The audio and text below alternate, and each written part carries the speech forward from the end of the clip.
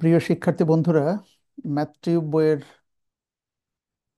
Online recording ক্লাসে সবাইকে স্বাগত জানাচ্ছি।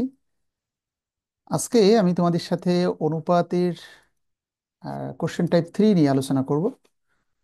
তোমরা দেখেছো আমাদের বইয়ের বিশেষ বৈশিষ্ট্যই থাকছে, যেখানে আহ, একই ধরনের প্রশ্নগুলো নিয়ে একটি করে রেকর্ডিং ক্লাস এবং সেই সমস্যা সমাধানের জন্য বইয়ের প্রতিটি পৃষ্ঠায় থাকছে এরূপ একটি কিউআর কোড, যা স্ক্যান করলেই তুমি কিন্তু যেমন কোশ্চেন টাইপ 2 এর এই 13 নম্বর থেকে 30 নম্বর প্রশ্নের যে সলিউশন, সেটি বইয়ের এই কিউআর কোড স্ক্যান করলে কিন্তু প্রতিটি প্রশ্নের ধারাবাহিক সমাধান পেয়ে যাচ্ছে।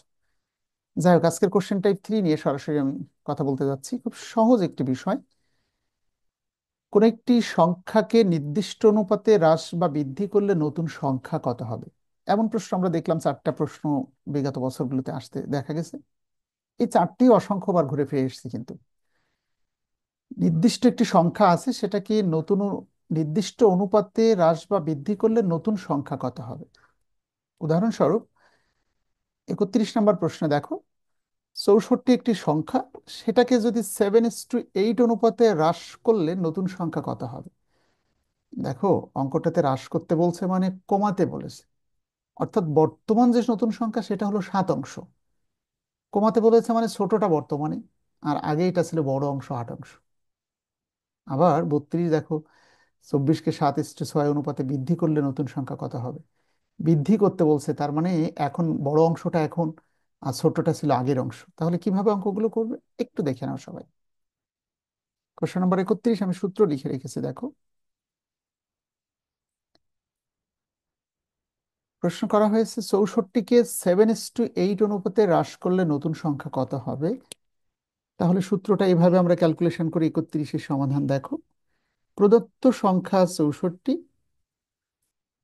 7:8 অনুপাতে হ্রাস করতে বলছে, তার মানে কমাতে বলতে বলা হয়েছে, অর্থাৎ বর্তমান যে রাশি বা বর্তমান মান হলো ছোটটা, 7:8, 7 হলো ছোট আর 8 হলো বড়। হ্রাস করতে বললে বর্তমানে ছোট বিধায় উপরে ছোট, নিচে বড় রাশি। বৃদ্ধি করতে বললে বর্তমানে বড় সংখ্যা বিধায় উপরে বড় রাশি, নিচে ছোট রাশি। এই হলো সূত্র। এক ক্লিকে উত্তর দেখো। 8 একে 8, 8 8 64, 7 8 56 হলো নতুন সেই সংখ্যাটি। এবার 32 নম্বর কোশ্চেনের সলিউশন দেখো। 24 একটি প্রদত্ত সংখ্যা, অলরেডি প্রশ্নে দেওয়া আছে। এটাকে 7:6 অনুপাতে বৃদ্ধি করতে বলা হয়েছে, অর্থাৎ আগে যেটি ছিল 6, এখন বৃদ্ধি করে সেটি হবে 7। বৃদ্ধি মানে বড় অংশ বর্তমানে বড় রাশি বা বড় মান, আগে ছিল ছোট সংখ্যা 7:6। সংক্ষেপে কিভাবে মনে রাখবে? বৃদ্ধি মানে বর্তমান রাশিটা বড়, তাহলে নিচে ছোট রাশি। হ্রাস করো মানে বর্তমানে ছোট, তাহলে নিচে বড় রাশি। That's your function. সো 6 কে 6, 4 6 24, 4 7 28 হলো নতুন সংখ্যা। That's the correct answer. 32 নম্বর। এরপর 33 নম্বর দেখো। 33 নম্বরে বলা হয়েছে 56কে, দুঃখিত, 33-এ 8:9 অনুপাতে 8:9 অনুপাতে হ্রাস করলে নতুন সংখ্যা কত হবে? তাহলে প্রদত্ত সংখ্যা হলো 63, যেটা হ্রাস করতে বলছে তার মানে কমাতে বলছে, অর্থাৎ বর্তমানে ছোট মান 8 অংশ। তাহলে আগে ছিল বড় মান 9 অংশ, 8/9। 9 একে 9, 7 নং 63, 7 8 56 হলো নতুন সংখ্যা। এটি হলো 33 নম্বর কোশ্চেনের সলিউশন। এবার দেখো 34 নম্বর প্রশ্নের সমাধান দেখো।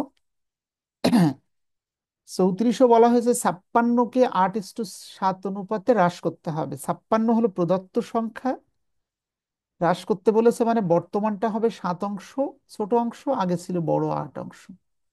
8 একে 8, 7 8 56, নতুন সংখ্যাটা হলো 7 7 49। এই হলো সেই কাঙ্ক্ষিত উত্তর। So question type 3 very easy to calculate. শুধুমাত্র এটুকু মনে রাখলেই তোমাদের হচ্ছে, সেটি হলো হ্রাস করতে বলছে মানে এখন যে অংশটা সেটা যেহেতু ছোট, তাহলে ছোটটা উপরে। বৃদ্ধি করতে বললে এখন যেটা বড় সেটা উপরে রাখতে হবে, আগে ছিল ছোট বিদায় ছোটটা নিচে চলে যাচ্ছে। So that's all. সো আমরা চেষ্টা করেছি অনুপাতের যতগুলো প্রশ্ন আছে বাংলাদেশে এই পর্যন্ত চাকরিতে পড়েছে, স্পেশালি 2025 সাল পর্যন্ত, সেখানে এই অনুপাতের সকল প্রশ্নকে অ্যানালাইসিস করে 7টা ক্যাটাগরিতে ভাগ করতে সক্ষম হয়েছি। এর বাইরে ইনশাল্লাহ অন্য কোনো বইয়ে কোনো প্রশ্ন খুঁজে পাবে না। যদি পাও আমার সাথে অনলাইন ক্লাসে এসে কথা বলবে, আমরা নিঃসন্দেহে সেখানে সলিউশন করে দিব। So this is all for today.